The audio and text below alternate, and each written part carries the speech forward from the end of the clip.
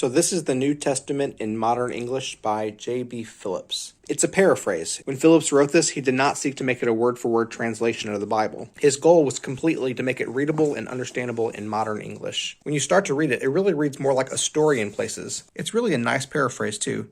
For example, Mark chapter 9, "Then they left the district and went straight through Galilee. Jesus kept this journey secret, for he was teaching his disciples that the Son of Man would be betrayed into the power of men, that they would kill him, and that 3 days after his death he would rise again. But they were completely mystified by this saying, and were afraid to question him about it." John chapter 3, it says, "One night Nicodemus, a leading Jew and a Pharisee, came to see Jesus. 'Rabbi,' he began, 'we realize that you are a teacher who has come from God, for no one could show the signs that you show unless God were with him.' 'Believe me,' returned Jesus, 'when I assure you that a man cannot see the kingdom of God without being born again.' 'And how can a man who has grown old possibly be born?' replied Nicodemus.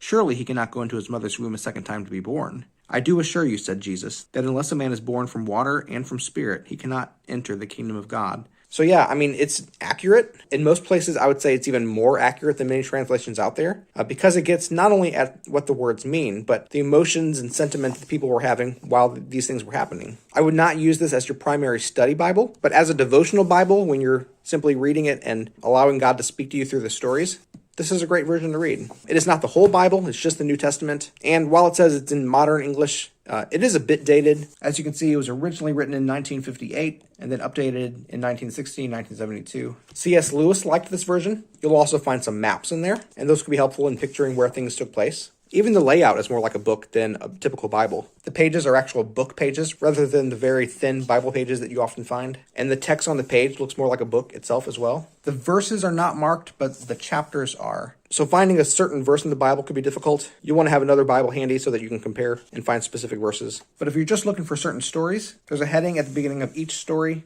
And as long as you know the chapter that they're in, you can find the stories pretty easily. So yeah, if you want a recreational Bible to read, the New Testament in Modern English by J.B. Phillips, it's a great choice. There's a link in the description. If you order through that, I get a small commission. I would greatly appreciate it.